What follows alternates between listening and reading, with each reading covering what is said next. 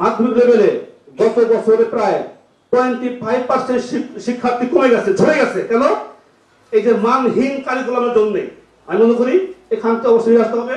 শিক্ষার ব্যবস্থাটাকে জাতীয়করণ করলেই আমাদের শিক্ষাতে বৈষম্য দূর হবে এবং শিক্ষার মান বাড়বে, জাতি এগিয়ে যাবে। যে বিত্ত শিক্ষক সমাজ আসলে লাঞ্ছিত, এটা কি করে সম্ভব? এই যুগে মাত্র 12,500 টাকায় একটা গ্রাজুয়েট প্রাপ্ত শিক্ষক তার কিভাবে জীবন পালন করবে? মাত্র 12,500 টাকা। এখন শিক্ষক বিএড পাইলে কত হয়? 16,000 টাকা। এই যুগে 500 টাকা চিকিৎসা ভাতা, 1,000 টাকা বাড়ি ভাড়া। বলতে লজ্জা হয়, বলতে আমাদের ঘৃণা লাগে, ছোট লাগে, হীন লাগে। তারপরে আমরা লড়াই সংগ্রাম করতেছি। একটা কথা বলতে হয়, ইতিহাস কখনো মুছে যায় না।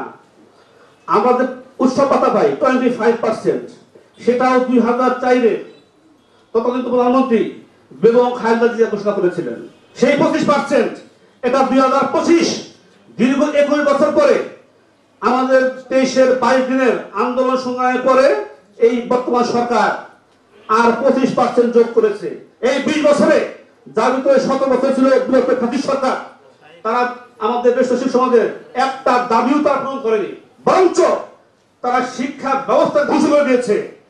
এই বিভিন্ন রকমের কারিকুলাম অত্যন্ত 20টা বছর পিছিয়ে দিয়েছে।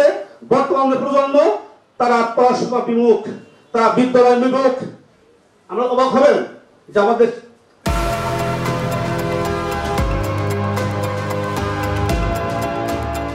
মাধ্যমিক লেভেলে গত বছরে প্রায় 25% শিক্ষার্থী কমে গেছে, ঝরে গেছে। কেন? এই যে মানহীন কারিকুলামের জন্য।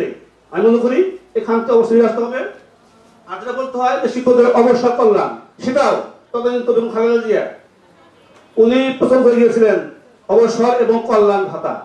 শিক্ষার ব্যবস্থাটাকে জাতীয়করণ করলেই আমাদের শিক্ষাতে বৈষম্য দূর হবে এবং শিক্ষার মান বাড়বে, জাতি এগিয়ে যাবে। কারণ শুধু উন্নয়ন দিয়ে দেশ চলে না। যদি উন্নয়ন দেশ চলতো, যদি ফ্লাইওভার দেশ চলতো, তাহলে ফ্যাসিস্ট সরকার কিন্তু দেখো না।